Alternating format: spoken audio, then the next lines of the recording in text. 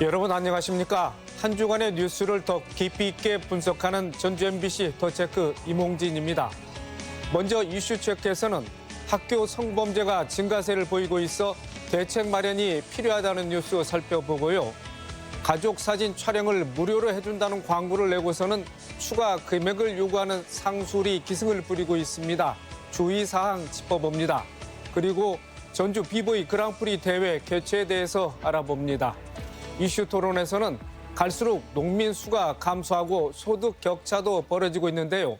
지속 가능한 농촌을 위한 대책은 무엇인지 이야기 나눠보겠습니다. 먼저 한 주간의 이슈 살펴봅니다. 장충석 변호사 나와 있습니다. 안녕하십니까? 안녕하십니까? 네, 도내 학교에서 학생에게 가해지는 성범죄가 한 해 평균 60건이나 된다고 그럽니다. 어떤 상황인지 좀 말씀을 해주시죠. 네, 최근에 전북자치도 교육청에서 밝힌 그 통계 자료에 나오는 내용입니다. 그러니까 지난 4년 동안 전라북도 교육청 성희롱 성폭력 그 신고센터로 접수된 학생들을 대상으로 한 성희롱 성폭력 범죄 신고 건수가 224건에 달한다는 그런 내용이었는데요. 그러니까 교원이 학생을 상대로 성범죄를 저지르거나 아니면 이렇게 학생 상호 간에 발생한 그 성범죄 건수가 매년 60여 건씩 발생을 하고 있다는 그런 내용입니다. 이것을 이제 그 초중고등학교별로 좀 나눠서 살펴보면은 초등학교에서 발생한 사건이 41건이고 중학교에서 발생한 사건이 124건, 그리고 고등학교에서 발생한 사건이 59건이었습니다. 그리고 이렇게 성범죄로 인해서 징계를 받은 교원도 지난 3년간 8명이었고 6명은 정직 처분, 그리고 1명은 해임 처분을 받은 것으로 이제 나왔습니다. 네, 구체적인 사례들이 나와 있습니까? 전북 경찰청에서 지난 1월 달에 이제 혐의가 인정된다고 판단을 해서 검찰로 송치한 사건이 알려져 있습니다. 방과 후 교사로 활동했던 그 A 씨가 학생들을 성추행했던 그런 사건인데요. 이 A 씨가 그 2021년도경부터 그 방과 후 교사로 3년 동안 초등학교에서 근무를 했었는데 수업을 진행을 하는 과정에서 여학생들을 이렇게 끌어안는다던가 이런 불필요한 신체 접촉을 했던 그런 혐의를 받고 있고요. 그리고 여학생들을 이제 학교 밖으로 불러서 좀 사적인 만남을 가진다든지 아니면 무슨 만화 카페 같은 데서 만난다든지 이런 혐의를 받고 있는 사건입니다. 그래서 이 사건이 알려지고 교육청에서 조사를 해봤더니 A씨로부터 피해를 당했다라고 진술을 하고 있는 여학생이 8명인 것으로 나타났던 사건이 지금 현재 진행 중입니다. 그리고 이제 그 도내 사건은 아니지만은 그 전라남도에서 그 기숙사 사감으로 일하는 교사가 또 남학생 여러 명을 성추행했던 사건으로 긴급 체포가 되기도 했었는데요. 당시에 이제 이 교사가 본인의 어떤 기숙사 사감이라는 교사라는 지위를 이용해가지고 남학생들을 여러 차례에 걸쳐서 성추행하고 또 불법 촬영까지 했던 그런 사건도 있었습니다. 네, 학교가 성범죄 안전지대가 아니다라는 말 이미 오래전부터 나왔는데요. 갈수록 교내 성범죄가 증가하는 이유 어떻게 진단되고 있습니까? 여러 가지 원인이 있겠습니다만은 그 요즘 학교 현장에 보면은 스마트폰이라던가 인터넷이라던가 SNS 같은 이런 도구들이 굉장히 대중화돼 있는 그런 상황입니다. 그러다 보니까 과거에는 좀 발생하지 않았던 새로운 유형의 성범죄들이 좀 많이 보이고 있는데요. 예를 들어서 이 스마트폰을 이용해서 촬영을 한다던가 촬영된 사진을 전송을 한다든지 아니면은 단체 대화방을 만들어가지고 그 사진을 공유를 한다던가 성희롱 내용을 대화방에 올린다던가 이런 새로운 유형들이 좀 많이 나타나고 있습니다. 그리고 이런 것들이 범죄다라는 인식도 확산이 되고 있어서 신고도 좀 적극적으로 이루어지고 있는 상황으로 보이고요. 네, 교육당국도 성희롱이나 성범죄를 근절할 시스템을 구축하고 운영을 하고 있을 텐데 좀 더 실효성 있는 대책이 필요해 보입니다. 현재도 지금 도교육청에서는 성교육이라든지 성폭력 예방 교육 같은 것들을 매년 15차수 이상씩 편성을 해서 진행을 하고 있습니다.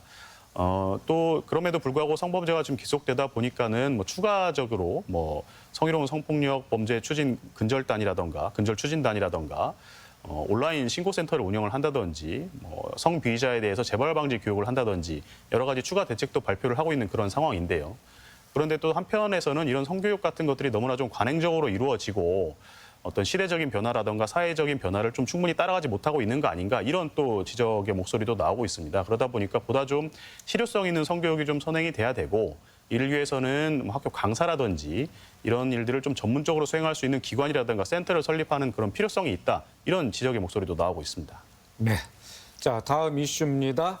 자, 가족 사진을 무료로 촬영해 준다는 광고나 또 연락을 받아보신 경험이 있는지 모르겠습니다만은 그런데 막상 사진을 찍으려고 하면 부수적인 비용을 요구한다거나 이미 찍어 놓은 사진에 대해서 추가적인 비용을 요구하는 사례가 적지 않다고 그럽니다. 자, 어떤 내용입니까? 이런 사례들이 좀 많이 보도가 되고 있습니다. 그러니까 산부인과라던가 산후조리원과 연계된 제휴업체다.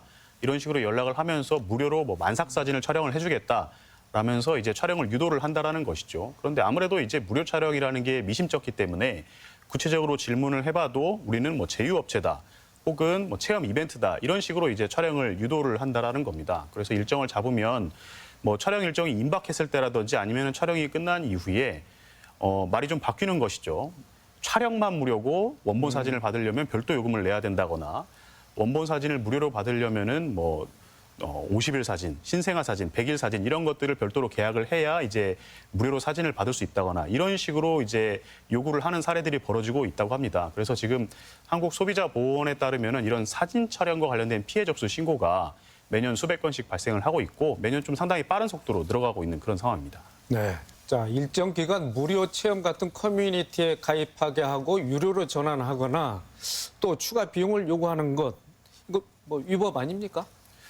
허위 광고 혹은 과장 광고에 해당할 수 있을 것 같고요. 또 사안에 따라서는 사기가 될 수도 있을 것 같습니다. 요즘 온라인 판매라든지 통신 판매 이런 것들이 좀 발달을 하다 보니까 좀 광고를 모호하게 하거나 과장하게 해서 소비자를 좀 기만하는 상술 이런 것들이 좀 많이 늘어나고 있는 것 같습니다. 실제로 지금 지난해 공정거래위원회에서도 다크 패턴 가이드라인이라는 것을 발표하기도 했었는데요. 그러니까 이제 이 다크 패턴이라는 것이 교묘한 눈속임에 의한 상술입니다. 네. 이런 것들을 좀 엄격하게 규제를 해야 된다라는 그런 취지인데 말씀하신 것처럼 한 달간 무료 체험이다라고 광고를 해서 모집을 해놓고 고지하지 않고 이 서비스를 유료로 전환을 한다던가 아니면은 매월 이 결제되는 그 결제 대금을 자동으로 증액되게 한다던가 이런 것들이 이제 다크 패턴에 해당하게 되는데 이런 부분들을 좀 엄격하게 규제를 하겠다는 그런 취지고요. 현행 법상으로도 지금 전자상거래법상으로도 과태료 처분을 받을 수 있는 그런 행위에 해당할 수 있습니다. 네, 자 어떻게 보면 추억을 담보로 해서 피해를 주는 건데, 자 이럴 때 소비자들은 어떻게 해야 되고 또 구제받을 수 있는 방법, 그 다음에 주의사항이 있는지 좀 말씀을 해주시죠. 이제 앞서 말씀드린 것처럼 이게 허위 광고 혹은 과장 광고에 해당할 수 있고요. 사안에 따라서는 또 사기가 될 수도 있기는 합니다만은 이게 개별적인 사안이라든지 그 사안의 내용, 정도 등에 따라서 결과가 달라질 수 있기 때문에 일단 피해가 발생하게 되면은 법적 책임을 묻는 것은 그렇게 간단한 내용은 아닐 것 같습니다. 그래서 기본적으로 앞서 말씀드렸던 한국소비자보호원 같은 곳에다가 어떤 분쟁 조정 신청이라던가 피해 신고 같은 것들을 통해서 좀 해결을 하는 방법이 있을 수 있을 것 같고요. 내용이 좀 심각하다, 피해 금액의 규모가 크다, 그렇다면은 이제 수사기관에 교발 조치 등을 하는 방법으로 좀 피해 회복을 좀 시도를 해볼 수 있을 것 같습니다. 이제 이런 형태의 어떤 그런 광고들이 기본적으로 이제 종교단체라든가 봉사단체가 아닌 이상해야 완전한 무료라는 것은 사실은 있기가 어렵지 않겠습니까? 그렇기 때문에 무료 광고라는 것은 기본적으로 좀 의심을 하시고 그 계약 내용을 좀 꼼꼼히 살펴보고 혹시 전화라든지 구두로 이런 계약에 대해서 논의를 하시게 되면은 좀 녹음 파일 같은 것들을 남겨놓으시는 것도 최소한의 안전장치는 될 수 있을 것 같습니다. 그래서 이제 실질적으로 피해를 입었다라고 하면은 좀 시간이 걸리더라도 이런 어떤 수사기관에 대한 고발 조치라든지 소비자 보호원 등을 통한 분쟁 해결 등을 시도해 보시는 것이 방법이 될 수 있을 것 같습니다. 네. 알겠습니다. 자, 마지막 이슈 살펴보겠습니다. 전주에서는 해마다 전주 비보이 그랑프리 대회가 열리고 있는데요. 대한민국에서 가장 오래된 비보잉 배틀이라고 할 수 있겠죠. 자, 올해는 규모가 좀 더 확대된다고 하는데 어떻습니까? 예, 이게 지금 전주 비보이 그랑프리 대회가 지난 2007년부터 매년 전주에서 개최가 되고 있는 대회인데요. 올해로 17회째를 맞고 있고 국내 대회 중에서 가장 역사가 오래된 대회로 알려져 있습니다. 그러다 보니까 대회 규모도 크고 위상도 이제 상당히 높은 대회로 알려져 있고요. 우리나라 비보이 팀들의 어떤 교류의 장이 되고 있는 그런 상황이기도 한데요. 올해도 20여 개 팀이 참여를 하는 것으로 알려져 있고 예선을 거쳐서 이제 8개 팀이 본선 대회를 치를 예정인데 지난해에 비해서 올해는 기획이라던가 운영에 또 여러 유소 단체들이 참여를 해서 대회 규모가 더 확대되었다고 합니다. 네. 자, 무엇보다 브레이킹이 2024 파리 올림픽 정식 종목으로 채택이 되면서 더욱 주목을 받게 됐는데, 자, 달라진 점이 어떻습니까? 지난 항저우 아시안 게임에서도 이게 정식 종목으로 채택이 돼서 우리나라 국가대표팀이 메달을 획득을 하기도 했었습니다. 그리고 올해 열리는 파리 올림픽에서도 정식 종목으로 채택이 됐는데 이제 비보잉이 올림픽에서는 정식 명칭이 이제 브레이킹으로 이제 돼 있습니다. 그래서 우리나라 국가대표팀이 참여를 하고 또 메달이 기대되는 종목 중에 하나로 보이고요. 그리고 내년에 열리는 전국체전에서도 지금 시범 종목으로 지정이 돼 있는 그런 상황입니다. 이렇게 지금 올림픽 정식 종목까지 되다 보니까 뭐 관심도, 기대, 주목도 이런 것들이 상당히 많이 높아져 있는 그런 상황으로 보이고 그래서 이런 관객들의 관심도를 좀 유도를 하기 위해서 올해는 이런 본 대회뿐만 아니고 본 대회에 부수된 어떤 부수 행사라던가 어떤 유명 연예인들이라든지 유명 팀들의 공연이라든지 관객들이 직접 체험할 수 있는 어떤 그런 체험 활동이라든지 이런 부분들을 좀 충분히 확보를 해서 관심도를 좀 계속 유지하겠다 이런 계획을 세우고 있습니다.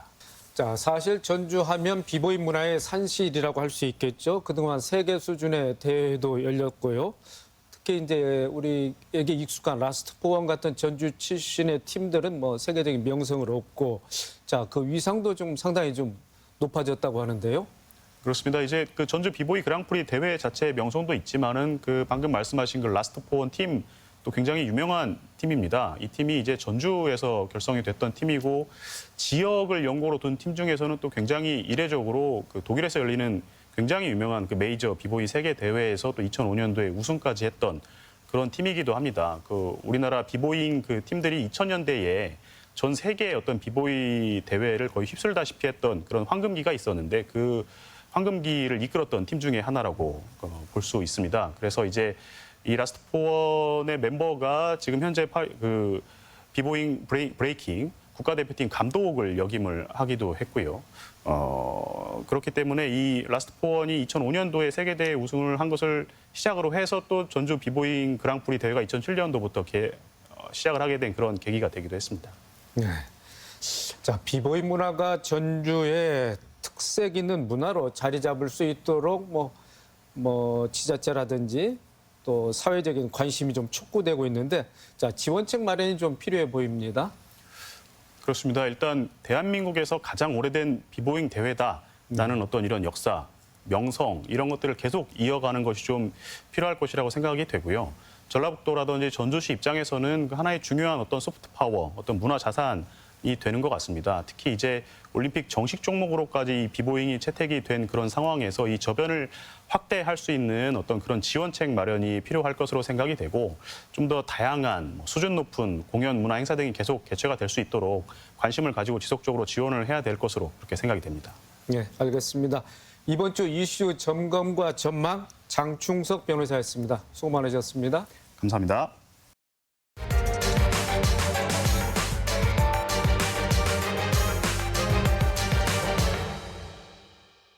이슈 토론입니다. 전북특별자치도의 농촌이 고령화와 기후위기로 어려움을 겪고 있습니다.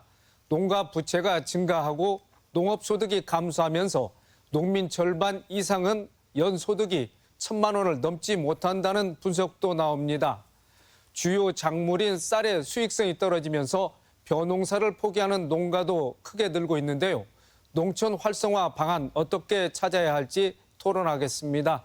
오늘 출연해 주신 세 분 소개합니다. 최재용 전북특별자치도 농생명축산식품국장, 정충식 전국농민의 총연맹 전북도연맹 사무처장, 송춘호 전북대학교 식품유통학과 교수입니다. 세 분 어서 오십시오. 네, 반갑습니다. 네. 자, 먼저 최 국장님. 네. 자, 전북특별자치도는 전국 광역자치도 가운데 대표적인 농도 아니겠습니까? 네, 맞습니다. 자, 네. 우리 지역 농업에 종사하는 농업인 수는 얼마나 되고 또 네. 쌀농사 규모는 어떤지 좀 네. 개괄적으로 설명을 해 주시죠. 2023년 기준으로 했을 때 이제 농가 인구가 18만 명입니다. 그런데 이제 그 추세를 보면 2000년에 38만 명이었고 10년 후인 2010년에 28만 명, 그리고 이제 13년 후인 2023년에 18만 명으로 10년 단위로 한 10만 명씩 줄고 있다. 이렇게 통계가 좀 나와주고 있고요. 인구가 이제 주는 것도 문제인데 농촌의 이제 현실을 보면 연령대도 상당히 중요한데 저희가 농가의 어떤 연령 통계를 보게 되면 60세 이상이 65%를 차지합니다. 그래서 앞으로 이렇게 어떤 그 농가 인구가 줄어드는 것과 함께 농촌의 어떤 고령화가 우리 농촌의 큰 문제가 좀 예측된다 이렇게 보여집니다.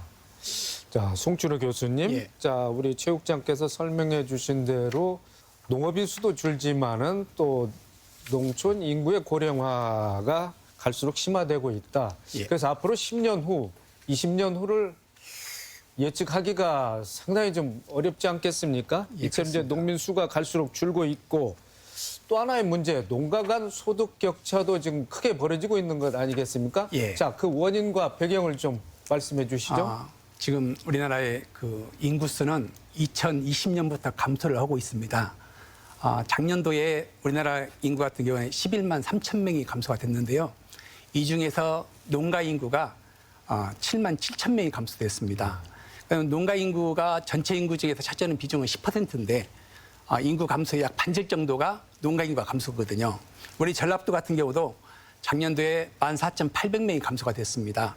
그중에서 농가 인구가 7,100명이 감소됐습니다.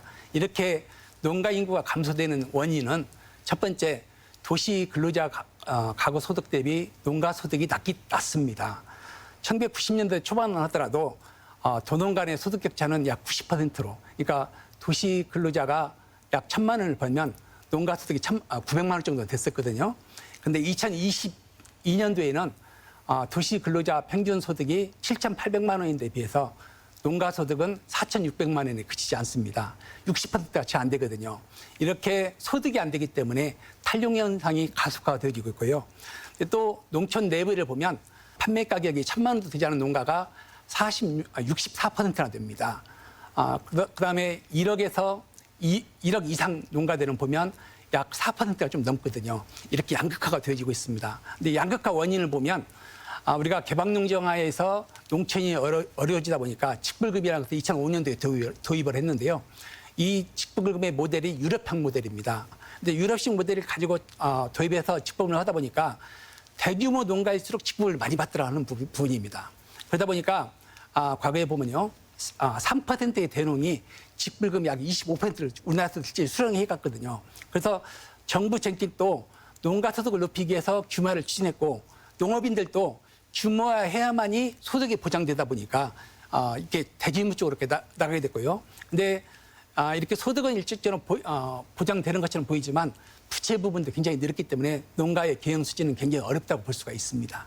네. 한편에서는 이제 농업의 쇠퇴를 얘기합니다만은 그간 한 지난 3년 동안 세계 각국이 코로나 위기를 겪으면서 국가안보 차원에서 또 농업의 중요성을 강조하는 또 분위기를 보인 것도 사실이지 않겠습니까? 예. 자, 농업이라는 것의 세계적인 추세 또는 비전.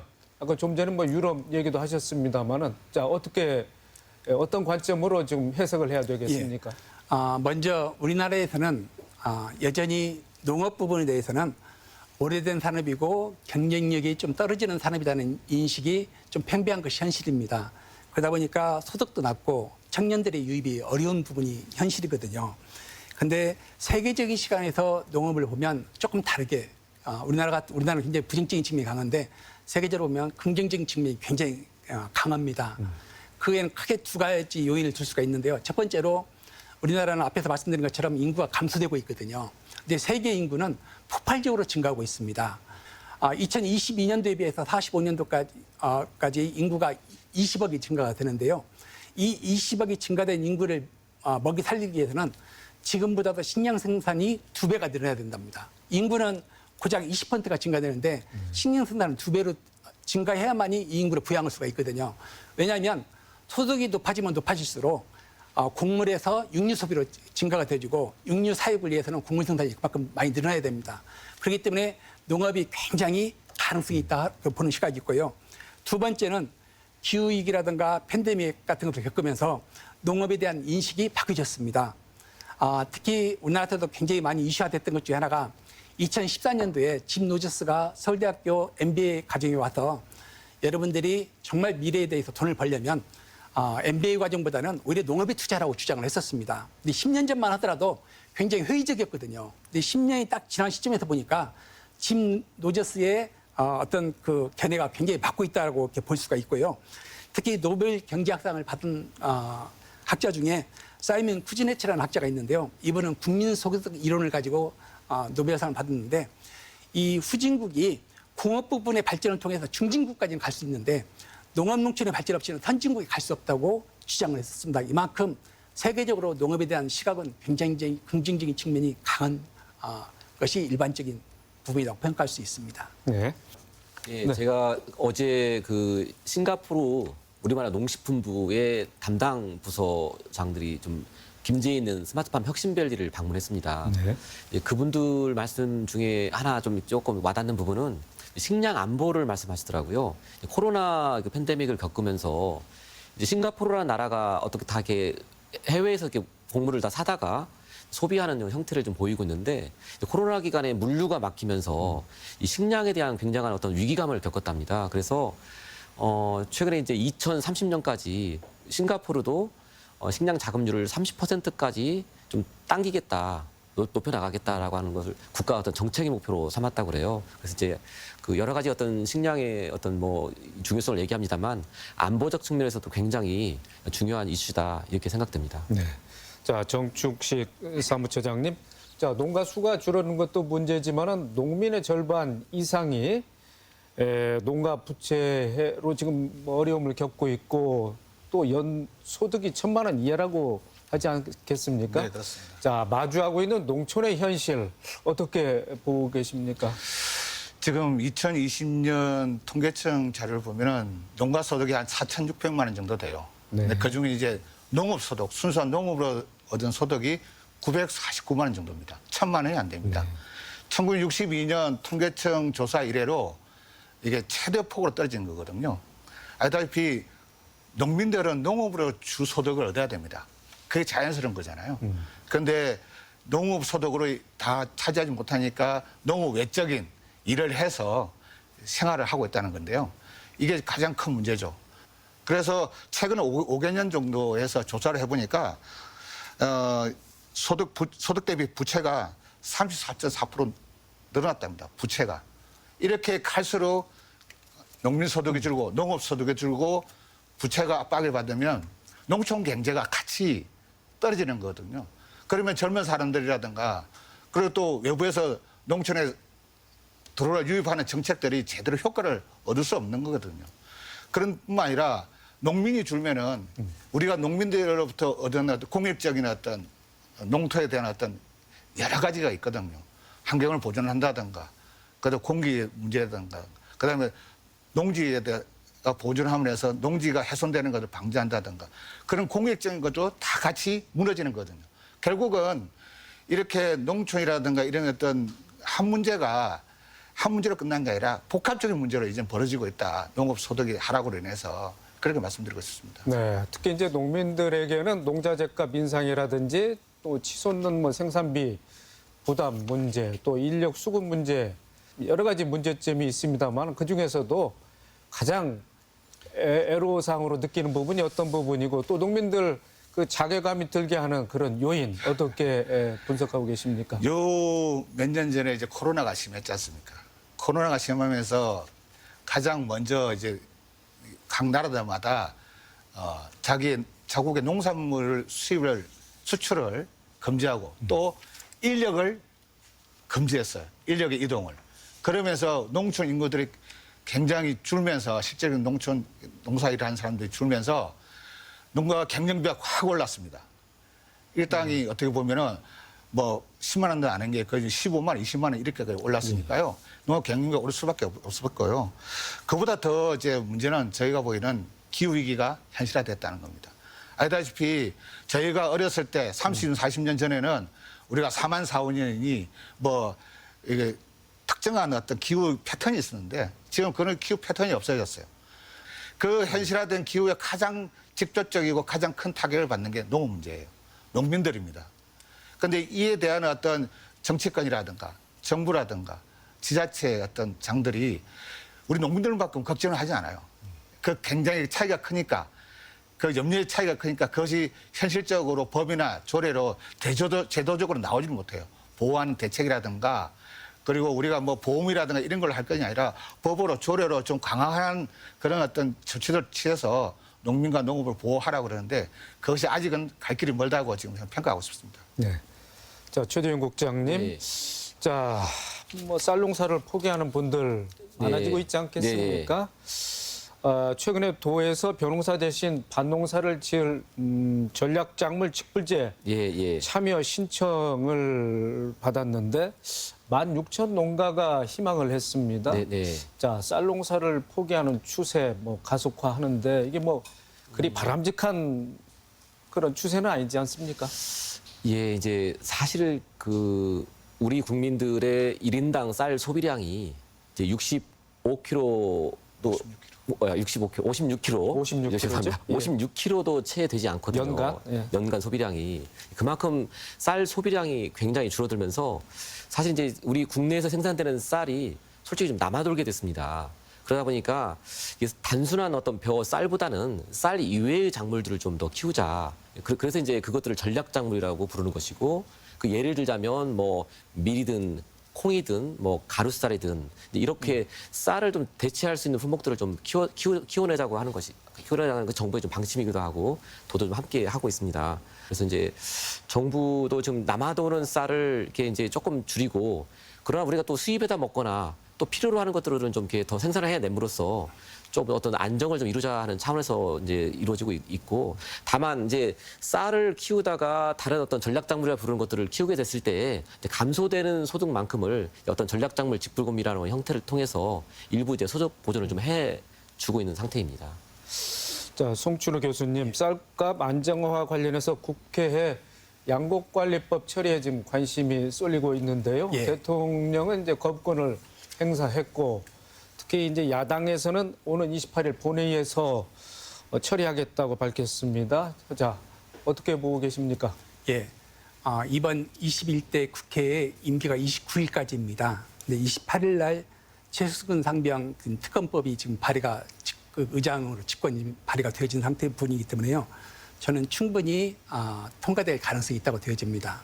그런데 최근 양곡관리법 개정안의 내용을 보면 언론이나 정부에서는 의무 매입 부분만을 강조를 하고 있습니다. 남는 부분에요.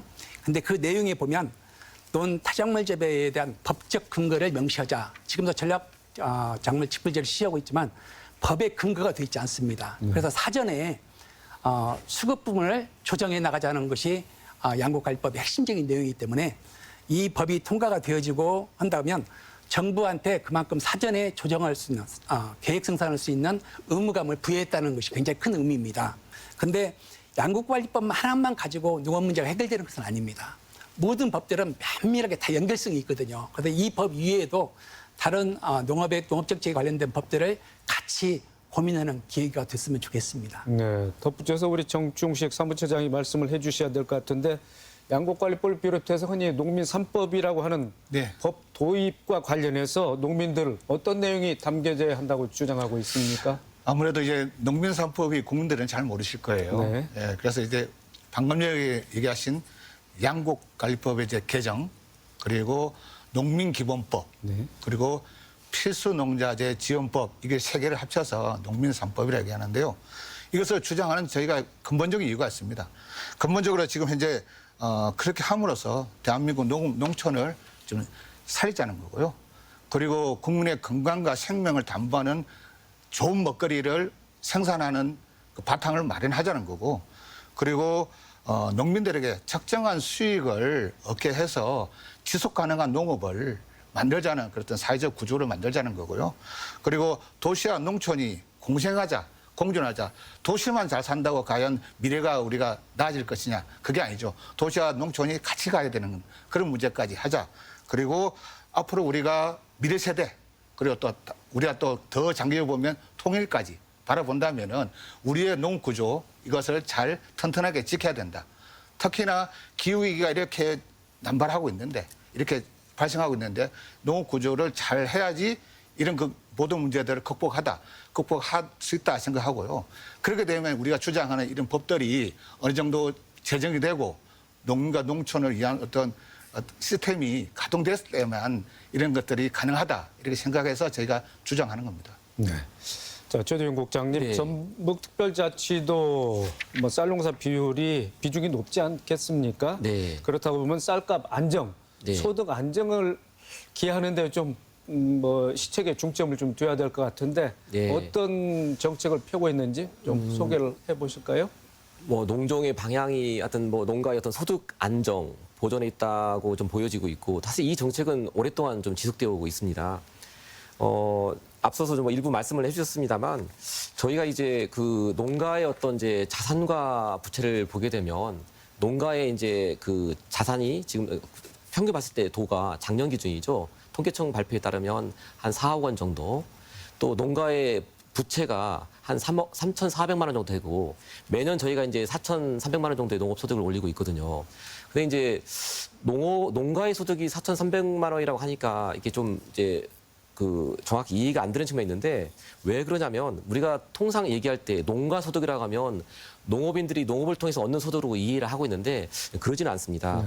크게 보면 이제 농가 소득이라고 하는 것은 농업 그 자체로서 얻는 농업 소득이 있고 아까 농업 이외에 내가 음식점을 한다든지 어떤 체험장을 운영한다든지를 통해서 농업 이외의 분야에서 얻어들이는 농업 외 소득이 있고 또 정부가 이제 직불금이라고 하는 이제 어떤 이전적 그 소득 보조를 통해서 이루어지는 이전 소득이 있고 기타 소득으로 이렇게 이제 짜여져 있습니다. 근데 이제 우리 대한민국이 뭐 전체도 농가의 현황이 뭐 그러기도 하지만 우리 전라북도의 경우에도 보면 특이하게도 이제 이전 소득의 비중이 굉장히 높은 거죠. 농가 소득에서 차지하는 농업 소득, 농업 외 소득, 그다음에 이제 정부나 지자체가 현금으로 지원하는 소득 이전 소득을 봤을 때 이전 소득의 비중이 가장 높다고 하는 점이 특징이 있고요. 이렇게 전 소득 보전을 통해서 이게 이 국가가 지자체가 현금 이전을 통해서 이제 농가 소득 보전을 해주는 방법이 하나가 있고 두 번째는 결국은 이제 생산비 원가가 계속해서 뭐 어느 산업에도 마찬가지겠지만 농업 분야도 특이하게 많이 오르고 있거든요. 그래서 이런 그 농가의 어떤 생산 단계에서의 어떤 생산비를 절감시킬 수 있는 그것이 농자재가 됐던 또 농업에 필요한 여러 가지 도구가 됐던 여러 가지 시설 장비 지원에 대한 부분이 하나가 있고 두 번째가 있고 세 번째는 이제 그렇게 해서 이제 농산물이 시장에 나갔을 때 적정한 가격이 보장이 돼야 되는데 사실 농산물의 가격을 뭐 농민이 좌지우지할 수 없는 것이 현실이거든요. 그래서 이제 불가피하게 어떤 시장 가격이 나의 생산비보다 조금 미치지 못할 때 부족할 때 다른 어떤 이제 차익 보전이 일부의 품목에 대해서 도 혹은 시군이 함께 지금 저 사업을 좀 진행을 하고 있습니다. 그래서 네. 현금에 대한 지원, 생산 단계에 대한 어떤 그 보전, 그 다음에 이제 판매 단계에서의 가격이 시장 가격이 미치지 못했을 때에 따른 가격 차익 보전 이런 측면에서 이제 그 정책이 시행되고 있습니다만 이것들이 이제 완벽하지 못하고 충분하지 못하다는데 이제 한계점은 분명히 있습니다. 네. 자, 송춘우 교수님. 예. 자, 국민 1인당 쌀 소비량이 30년 전에 비해서 꼭 절반으로 줄었지 않겠습니까? 예. 자, 그렇다면 소비자들의 쌀 소비를 좀 촉진할 수 있는 이런 뭐 방안, 아이디어가 어떻게 지금 구상을 할 수 있을까요? 예, 1990년도 이후로 쌀이 과잉되면서 정부가 지속적으로 추진한 것이 쌀 소비 촉진 정책이었습니다. 근데 대부분의 정책은 사실 실패로 끝났고요. 최근에 굉장히 긍정적인 평가를 받고 있는 것 중에 하나가 대학생들한테 지원하는 1,000원의 아침 밥상입니다. 그래서 이러한 부분 쪽이 그래도 새로운 분야에서 정말 제대로 쌀 소비가 증가되고 있는 부분인데요. 지금 정부가 전략작물 직불지에서 가루쌀을 등산하고 있는데 이 가루쌀의 소비 방안이 사실 마땅치 않습니다. 그래서 이 가루쌀을 가지고 정말 중고등학생 학생들도 아침에 간단하게 먹을 수 있는 간편식품을 개발해가지고 제공한다면 쌀 소비 부분이 늘어날 것이고 중고등학생뿐만 아니고 사실 빈곤층 계층도 상당히 많고요. 그다음에 고령화되진 노년층한테도 간편하게 아침 식사를 대용할 수 있는 부분을 개발한다면 쌀 소비 부분이 일정 부분 증가가 될 수 있는데 근본적인 부분은 논에 쌀을 아닌 타작물을 재배함으로써 소득을 쌀농가 이상으로 보전하는 그런 쪽의 노력이 더 집중이 돼야 될 것 같습니다. 네. 자, 그런데 정중식 사무처장님, 지난해 전북 지역에서는 농콩을 대거 식재를 심었지 않습니까? 네. 그런데 이제 폭우 때문에 많은 큰 피해가 발생했습니다. 자, 전략 작물에 대한 또 이런 피해도 좀 있는 것 같은데 이런 부분에 대해서는 어떤 또 의견을 갖고 계십니까? 일단 조금 전에 두 분께서 말씀하셨는데 전략 작물에 대해 말씀하셨는데 저는 전략 작물을 바라보는 시각이 두 분하고는 많이 다릅니다. 실제적으로 그 근본 어떤 의제가 쌀이 과잉되고 있다는 그 자체가 저는 인정하지 못하겠고요. 사실은 농사를 짓는 사람들 한 사람으로서는 왜냐하면은 실제적으로 지금 저희가 WTO 체제 이후 30년 동안 쌀을 계속 의무적으로 수입해 왔어요. 그런데 지금 현재 2015년부터 10만 8,700톤이라는 어마어마한 양을 수입하고 있습니다. 의무적으로. 그리고 필요하면 또 AT라든가 그래서 또 수입을 해요. 그러면은 실제적으로 통계청 자료조사를 보면 아시겠지만은 몇 년 전만 해도 85%였어요. 쌀 생산량이, 국내 소비량이. 그 어떤 때는 또 100% 넘기도 합니다. 덜쭉날쭉해요. 과연 그런 상태에서 이게 쌀이 과잉된다고 할 수 있겠느냐. 결국은 우리가 지금 현재 있는 양들은 100% 넘지만은 수입 쌀을 만약에 빼버린다면 과연 우리가 아까 식량 안 보여 계시는데 식량 주권에서 쌀 마지막 남은 보루인 쌀이 과연 과잉이냐고 평가할 수 있느냐. 저는 그렇게 평가해서는 안 된다고 보고요. 그런 상태에서 지금 전략 작물 직보제라든가 이런 것들이 지금 현재 나왔는데 대표적으로 이제 콩이 있습니다. 근데 작년에 기후이기 때문에 비가 너무 많이 와가지고 전라북도 생산량의 40%가 썩어버렸어요. 그리고 원래 콩은 논작물이 아니고 밭작물이잖아요. 밭작물인데 논에다 하려다 보니까 관계시설, 수로가 논 위주로 돼 있는 평야지대에서 콩을 심으니까 어떻게 되겠습니까? 비가 물이 빠지지도 않잖아요. 벼는 한 이틀, 3일 정도 물에 잠겨도 삽니다. 근데 콩은 이틀만 완전히 물에 잠기잖아요. 다 썩어버려요. 그러다 보니까 그런 난리가 난 거죠. 결국은 전략 작물 직벌제를 해가지고 좀 정부에서 돈을 밀어내는데 농민들이 쌀로 소득이 안 되니까 어쩔 수 없이 그걸 할 수밖에 없던 그런 흐름 속에서 이제 벌어진 거거든요. 앞으로 정부가 어떤 정책을 내놓을 때 이런 어떤 환경적인 면 그리고 또 유통면 이런 까지 다 감안해서 농민들한테 제안하고 그렇게 했으면 좋겠습니다. 그것은 전라북도 행정도 마찬가지 생각합니다. 네. 최 국장님. 그 부분은 조금 제가 이제 보완하는 설명을 드리면 우리 대한민국 전체의 쌀 생산량이 한 370만 톤 정도 해당합니다. 그런데 거기에다가 분명히 이제 그 수입쌀이 의무 수입량이 있어가지고요. 이게 한 42만 톤이 매년 들어오게끔 돼 있어요. 그런데 지금 쌀 우리가 이제 국내산 쌀만 360만 톤만 쳐다봤을 때도 매년 재고가 지금 이게 30만 톤, 40만 톤 재고가 창고에 쌓이고 있거든요. 최근에 지금 한 달 전에 이 2021년산 쌀을 이제 소비가 안 되고 창고에 계속 남게 되니까 이제 사료용으로 방출하기 위한 공고를 냈습니다, 정부가. 그러니까 쌀만 쳐다봤을 때는 분명히 우리가 이제 잉여는 분명히 있다. 다만 우리 대한민국의 식량, 먹는 것과 관련된 식량 작물의 어떤 그 자급률은 불과 25%밖에 안 된다. 그러니까 쌀은 남아 돌고 쌀 이외의 나머지 것들은 많은 부분을 우리가 이제 수입을 해다 먹을 수밖에 없으니 이 쌀을 적정 생산량으로 줄이되 거기에서 다른 우리가 수입해오는 물량을 좀 대체할 수 있는 것들을 좀 해서 식량의 자급률을 좀 높여보자.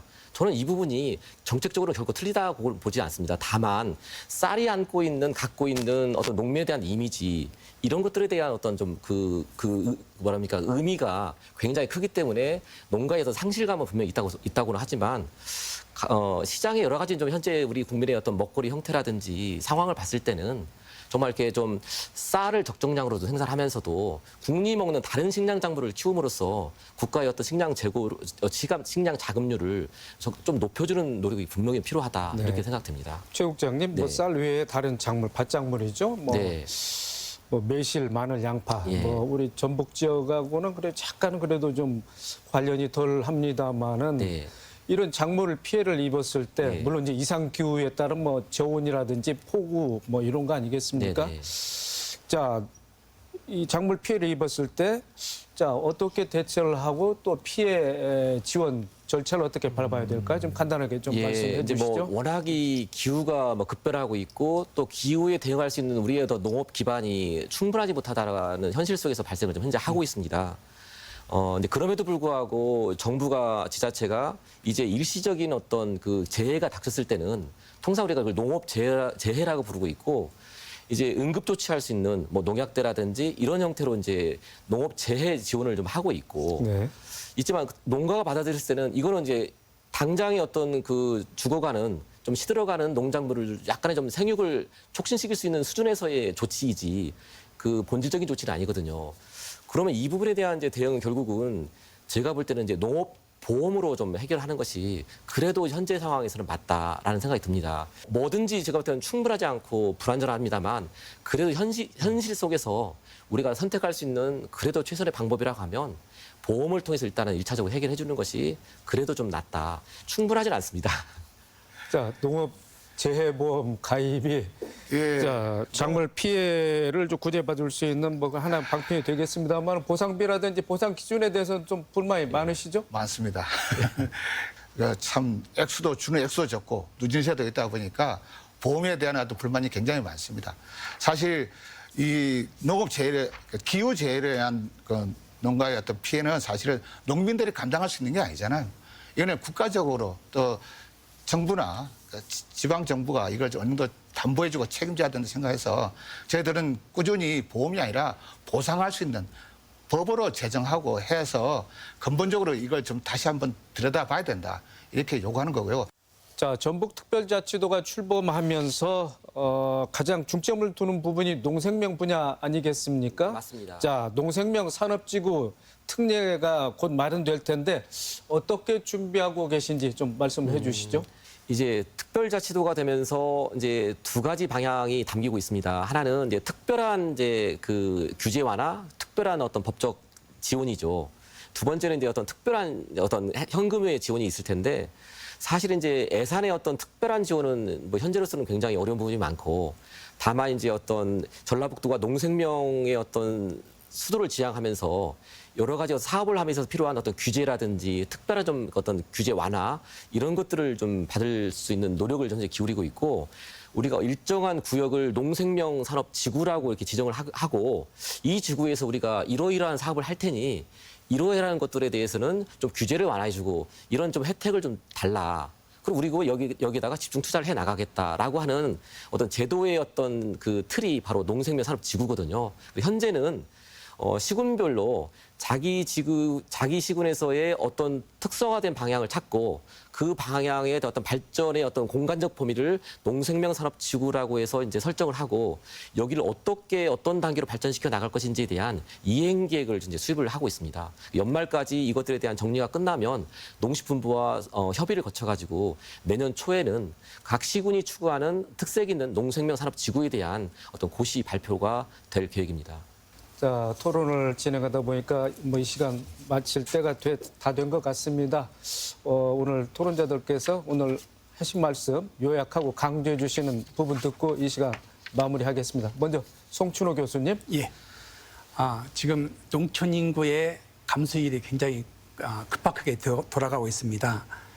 지방 소멸 문제가 굉장히 큰 이슈 중에 하나인데요. 지방 소멸率의 가장 큰 원인은 고령화와 농가 소득 부분이 도시 근로자에 비해서 열이한 부분이 가장 큰 요인입니다. 그런데 정부가 2022년부터 10년간 매조 1조 원씩 지방 소멸 대응 기금이라는 부분을 지자체에 지원하고 있습니다. 올해 같은 경우는 시군당 160억에서 64억 정도까지 이렇게 차등 지원을 하고 있는데요. 그런데 이 돈이 사용되는 걸 보면 근본 원인 쪽에 초점이 맞춰지는 것보다는 상당히 인프라 구축하는 쪽에 많이 투자가 되어집니다. 그래서 지방 소멸의 부분은 농민 감소 부분하고 직결되어지는 부분입니다. 그래서 농민 감소 문제를 농업 농촌의 문제만으로만 봐서는 안 됩니다. 이것을 지방을 재생시킬 수 있는가 아니면 지방을 포기할 것인가의 시각을 봐야 됩니다. 그런다면 농업 농촌 문제도 좀 더 해결할 수 있는 실마리를 찾을 수 있겠다고 생각이 되어집니다. 네. 정충식 사무처장님. 예. 기후도 그렇지만 농업도 상황의 임계점이 있다고 생각합니다. 그것을 넘었으면 다시 되돌릴 수 없는 그런 어떤 지점을 말하는데요. 지금 대부분의 기후학자들이란가 생태학자들은 기후의 임계점이 넘어섰다고 많이 얘기합니다. 그리고 농업도 기후가 임계점을 넘어가면 농업도 임계점을 넘어갈 수밖에 없는 같이 가는 거라고 보고요.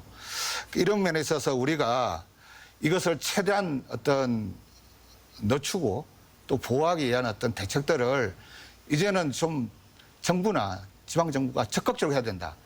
예산 조금 늘려서 아주 뭐 항상 정체된 예산으로는 이제 분명한 한계가 있다. 예, 정책의 대전환이 필요하다 생각하고요. 그 시발점을 이제는 우리가 먼저 시작해야 된다.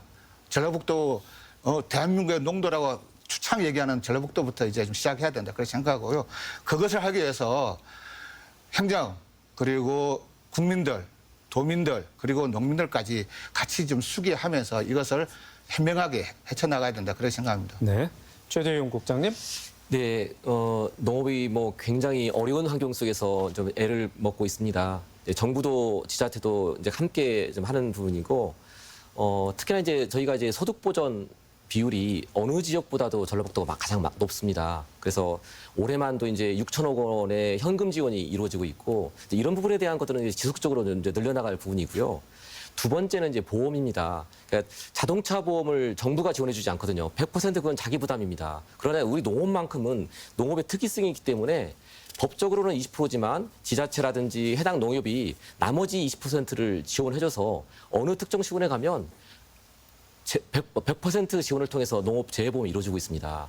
이제 그러니 우리가 여러 가지 자연 상황을 고려했을 때는 이제 농업에 대한 보험을 최소한 좀 가입하는 노력들을 어찌됐든 해줘야 된다 이렇게 생각합니다. 그래서 뭐 액수에 대한 불만 또 인정받는 부분에 대한 어려움은 분명히 있습니다. 개선의 여지가 분명히 있는데 그럼에도 불구하고 일단 가입은 해줘야 된다 이렇게 생각됩니다. 네.